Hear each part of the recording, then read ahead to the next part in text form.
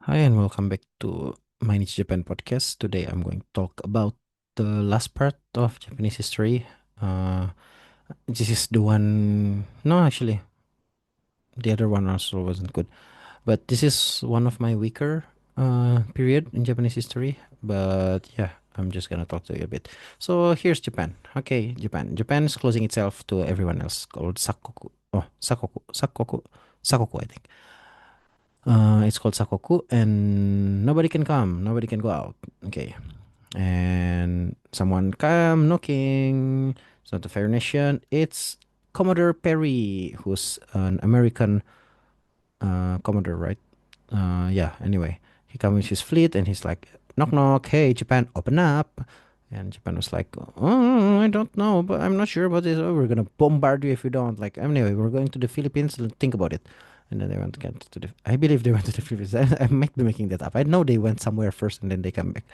But yeah, they went, oh, no, no, no, and then they came back and like, Japan, open up. Okay, then Japan was like, okay, sure, we're scared of you, because they have like they modernized, right? And Japan was like closed off from everyone, so they didn't modernize as fast. Boom, boom, boom.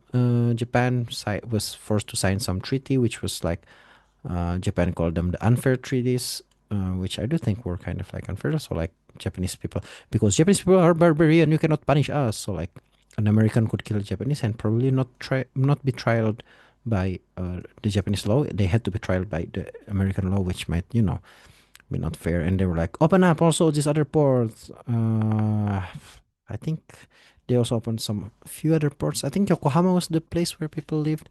Anyway, uh, Japan was like because it was weaker, it was forced to like open its port to trade, and it was like it was non-favorable, uh, unfavorable negotiation outcome for Japan anyway.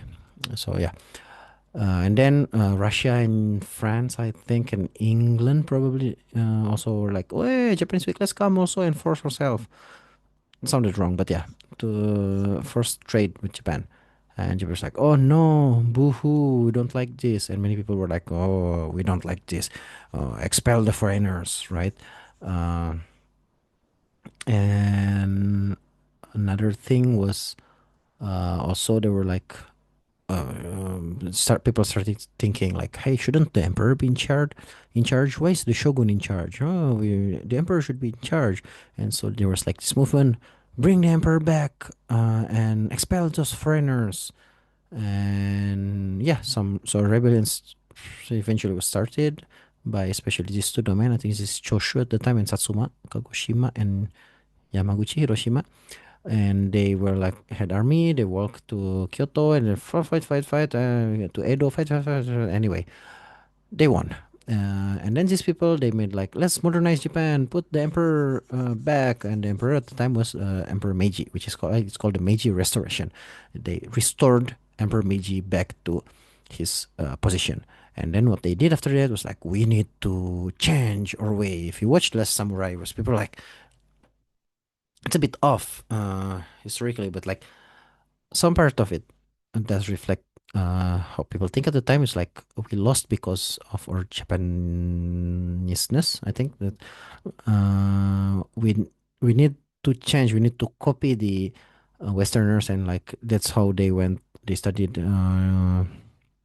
So they learned French military because at the time I think it was France was the strongest before it was beaten by Prussia or something. And then what else did they do? They learned about systems. So they had like a team who went like to Europe and then studied, and that's when they have like parliamentary system. They learned from like England, and that's how they modernized. So Japan was like modern country. Uh, well, not modern, but like not normal. They changed, right? It wasn't democracy, but they had like a parliamentary system and stuff. And yeah, Saigo Takamori, one of the dude, he didn't like it. In the end, he tried to make a rebellion and he lost.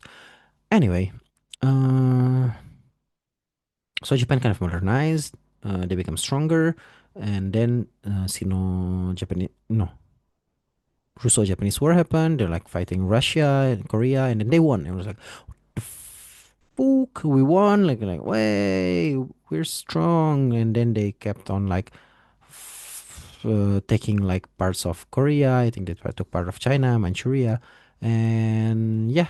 And in the World War One, they were actually on the winner side. I think they were allied with England. So they also got some of the German old colonies here in the Pacific, but they were, yeah, happy. And they also, by this time they took Hokkaido. I think it's not long from this. They also like went to Okinawa. This time they also had like Korea, which is why Korea doesn't like Japan. And then there's also like what's it called, Manchuria. So they had like also colonies everywhere. And then World War Two happened, and they were like, "Oh, we're strong, Japan." I don't know actually the reason why they fought against the states. Anyway, they were like, and then they started like imperialism, right? They like attacked China, uh, and then went to Nanjing, went to Vietnam, Indonesia, fought in the Pacific against the states, and then eventually they lost.